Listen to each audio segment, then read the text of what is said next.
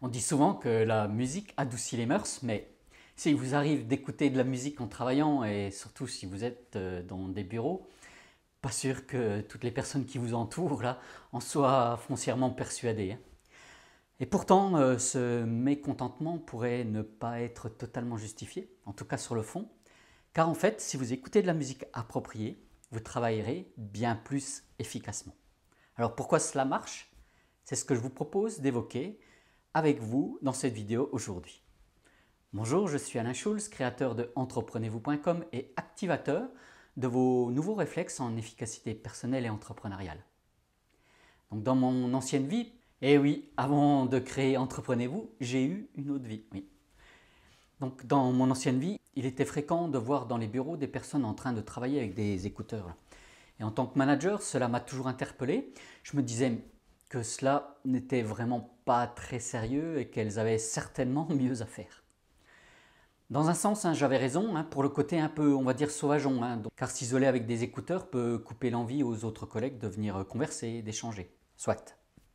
Mais là où j'avais vraiment une vraie fausse croyance, où je me trompais, c'était sur la notion de productivité. Car la musique rend plus performant. Eh oui. Et c'est prouvé scientifiquement, et depuis plusieurs années. Il y a 40 ans à peu près, l'université de Birmingham avait fait une enquête pour démontrer que le fait d'écouter des mélodies joyeuses en arrière-fond permettait à des travailleurs d'être plus efficaces. Une autre étude en 1972, effectuée par les chercheurs Fox et Humbray, a permis de déterminer que la musique touche à l'humeur, à la créativité, à la curiosité.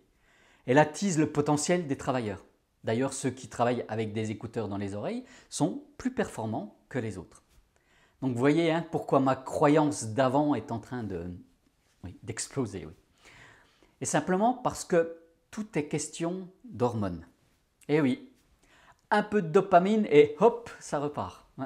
Tiens, ça pourrait être presque une annonce publicitaire, ça. Car selon les scientifiques, l'étude d'une mélodie génère la fameuse hormone du bonheur.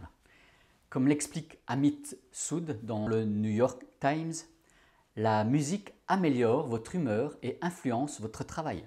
C'est ainsi que vous pouvez travailler plus vite et développer de meilleures idées. Finalement, la musique a un impact sur votre niveau de stress puisqu'elle apaise vos peurs, votre sentiment d'insécurité. Votre cerveau arrête de se focaliser sur les dangers qui vous entourent et vous permet d'être ainsi plus concentré sur ce que vous êtes en train de faire. Magique, non? Alors, que faut-il écouter? Oui, avant de vous précipiter sur vos écouteurs ou sur votre iPod, il est peut-être nécessaire de respecter quelques règles. Je ne vais pas vous faire l'affront, bien sûr, de vous expliquer que dans un open space, non, on ne met pas sa musique préférée à fond dans les haut-parleurs de son PC. C'est pas bien. Et normalement, tout le monde le sait. Quoique. Mais même si vous travaillez à la maison, il ne faut pas écouter la musique trop fort. Une musique de fond, permanente, sans trop de changement de rythme, est bien meilleure pour l'organisme. Donc, si vous optez pour une musique, faites en sorte qu'elle vous aide à vous concentrer et non le contraire. Par exemple, si vous écoutez une chanson, donc avec des paroles, votre cerveau va chercher à déchiffrer les paroles. Donc, bonjour la concentration. Une solution pour cela est d'écouter une chanson dans une langue inconnue. Essayez par exemple une chanson en thaï, par exemple, c'est peut-être une solution. Peut-être. Donc vous l'avez compris, il vaut mieux choisir un fond musical instrumental. Mais pas que. Il faut aussi faire en sorte de trouver des mélodies sans trop de changement de tempo. Car c'est toujours pareil, votre cerveau va tout faire pour anticiper ce qui va arriver. Donc un changement de rythme va indiquer un changement d'environnement, on va dire. Et c'est donc pour votre cerveau un danger potentiel. Donc merci le cerveau reptilien, bravo.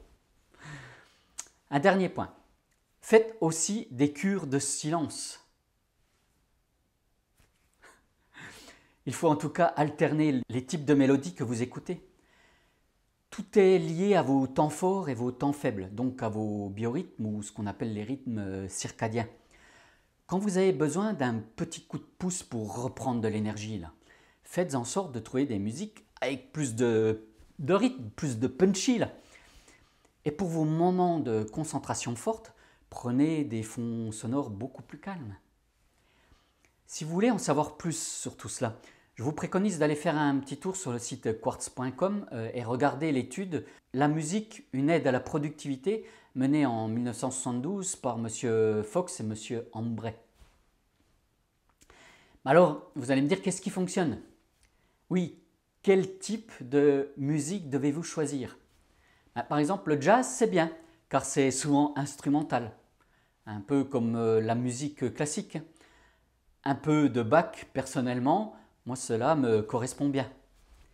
Mais tout le monde n'aime pas ce genre de musique, alors constituez-vous des playlists à base de bandes originales de films. Vous voyez, un peu du genre Top Gun. Et n'hésitez pas à alterner. La musique classique correspond plus aux personnes qui ont besoin d'effectuer un travail minutieux. Bon, c'est pas moi qui le dis, c'est le neuropsychologue David Lewis qui le dit lui. Il a déterminé par exemple que la pop musique, aide à respecter des deadlines et à faire de l'encodage de données. Donc elle aide ceux qui doivent travailler rapidement. Finalement, selon lui, il y a un type de musique adapté à chaque rythme de travail. Ainsi, pour compléter tout ceci, vous pouvez écouter de la dance music si vous effectuez des tâches ou alors une musique d'ambiance si vous souhaitez résoudre des problèmes. Donc je vous engage à faire quelques essais pour trouver votre propre support et au bon moment en plus. Personnellement, lorsque j'ai vraiment besoin de me concentrer et réfléchir, j'adore utiliser YouTube où l'on trouve facilement des fonds de bruit de nature, des bruits de vagues, des bruits de la forêt, des bruits de ruisseaux. Et j'ai aussi commencé à tester le site Focus at Will qui permet de choisir des playlists personnalisées. Vous avez pléthore de solutions sur le web ou sur votre smartphone, que ce soit Spotify, Deezer, Apple Music.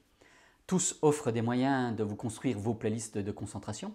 Et en plus, tout cela est gratuit, alors profitez-en pour booster votre efficacité. Il y a plein de moyens d'augmenter votre efficience. Bon allez, soyez plus efficace, passez à l'action et devenez meilleur. À très vite, bye bye.